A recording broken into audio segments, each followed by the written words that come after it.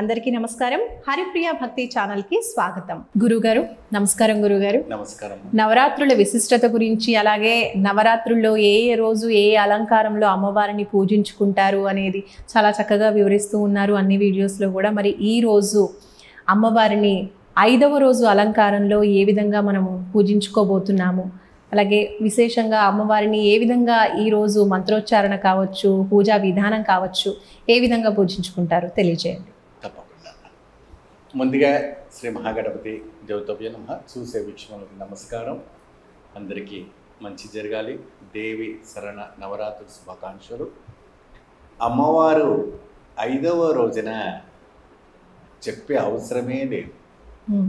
ఎప్పుడైనా ఆవిడ ఒక ఉగ్రస్వరూపంగా, ఒక లోక కళ్యాణార్థిగా అమ్మవారు మహాచండిగా మనకి కనబడిపోతున్నారు.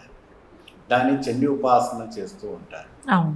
ఆ చండాలు అంటే చండాలో ఉన్నటువంటి ఒక రాక్షసుని వర్ధించడం కోసము చండిగా అవతారం అవుతుంది ఈవిడ.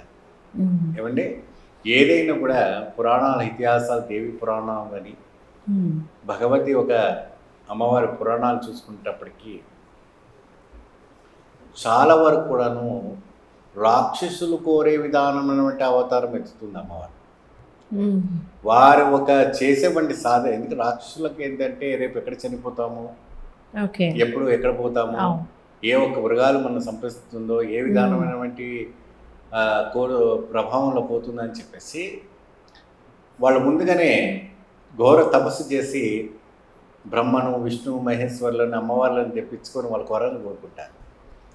మరి వారు వరం కోరుకున్నప్పుడు చావు కూడా కోరుకోవాలి కదా, కోరుకోవటం. మాకు అకాల మృత్యు లేకుండా మనం నిరంతరంగా చిరంజీవిగా పెట్టమని కోరుతుంటారు. కానీ అక్కడ వాళ్ళు చేసేటువంటి పొరపాట్లు అమ్మవారు ఏదో ఒక రూపంగా అవతరిస్తుంది. ఆ అవతారం ఎత్తినప్పుడు, ఈ చండీ ఒక అవతారం ఎత్తినప్పుడు ఇంకా చండీశ్వరుని వధించడం, అంటే వాళ్ళు చేసినటువంటి కర్మానికి వాళ్ళ ఫలితం అనేది అనుభవిస్తారు. దేవి చండీ ఉపాసన చేసిన వారికి సకలమైనటువంటి అష్టైశ్వర్యాలు సిద్ధిస్తాయి. అమ్మవారిని పూజించడం వల్ల వివిధాలమైనటువంటి వేదవల్లి అంటే మహాశక్తి స్వరూపినటువంటి వేదవల్లి వాళ్ళకి ఒక అద్భుతమైనటువంటి ఉపాసన చేస్తారు. ఎప్పుడైనా కూడా చూడండి, మేము చండీ ఉపాసన చేస్తున్నాము, చండీ హోమాలు చేస్తున్నాము, మహాచండీ యాగం చేస్తున్నాము, అనేక రకమైనటువంటి కొత్త కొత్త పేర్లు లేదమ్మా, కొత్త కొత్త గృహాల్లో కానీ, కొత్త కొత్త ఫ్యాక్టరీస్లో కానీ, లేదంటే పెద్ద ఇండస్ట్రీస్లో కానీ, అన్నింటిలో కూడాను చండీ ఉపాసన చేయటం, చండీ పారాయణం చేయటం, చండీదేవి చేయడం మహత్తరమైన ఒక శక్తి అనేది అమర్చుకొని ఉంటుంది. సో ఇంకోటి ఏంటంటే దీర్ఘ ఆయువు. చండీ ఉపాసన చేయడం వల్ల ఏంటంటే దీర్ఘ ఆయువు అనేది మీకు రావడం జరుగుతుంది. దీర్ఘ ఆయువు అంటే ఏంటంటే అకాల మృత్యువు నుంచి మీరు తప్పించుకోగలుగుతారు. అకాల మృత్యు అంటే సడన్గా మీరు ఎక్కడ వెళ్తున్నారు, ఏదైనా యాక్సిడెంట్ జరుగుతుంది, ఇంకేదైనా జరగవచ్చు. అటువంటి మృత్యు నుంచి ఆ చండీదేవి ఉపాసన చేసిన వాళ్ళకి ఎవరికి కూడా, వాళ్ళ కుటుంబ సభ్యులకు ఎవరికి కూడా ఎటువంటి హానికరం కలగదు. నిరంతరంగా ఆవిడ ఒక పరిరక్షణతో ఉంటూ, ఆవిడ యొక్క కృపాకటాక్షంతో ఉంటూ పసిబాల నుంచి కావచ్చు, బాలికలు కావచ్చు, ఎవరైనా కూడా ఆ ఒక శక్తి సాధన ద్వారా అద్భుత ఫలితాన్ని లభిస్తుంది. అమ్మ అలా కాపాడుతూ వస్తుంది. తల్లి కదమ్మా. ఏ పిల్లలను కూడా, ఎవరిని కూడా ఇబ్బంది కలిగించలేని ఒక ప్రభావికమైన శక్తి తల్లికే ఉంటుంది, అమ్మకే ఉంటుంది. ఎందుకంటే తల్లిలో ఉన్నటువంటి ప్రేమ గుణం అటువంటి. ఎవరు ఏమైనా కానివ్వండి, తల్లి మనసు మాత్రం ఎప్పుడు క్షీణించిపోదు. ఇది అంటే క్రోధం అనేది తక్కువ, అనుగ్రహమే ప్రేమ ఎక్కువ ఉంటుంది. అది ఏ శక్తి స్వరూపుడి కావాలండి, సొంత తల్లి అయినా కావాలి. అవును గురుగారు. మరి అమ్మవారికి ఏ విధమైన ప్రసాదం నైవేద్యంగా పెట్టొచ్చు అంటారు? ఎక్కువ శాతము చండీశ్వర ఉపాసన చేసినటువంటి చండీదేవి కాబట్టి ఆ చండీదేవిని ఉగ్రస్వరూపంగా ఉంటుంది. ఆవిడకి నిమ్మకాయ మాల వేస్తూ ఉంటారు, నిమ్మరసము పెడుతూ ఉంటారు.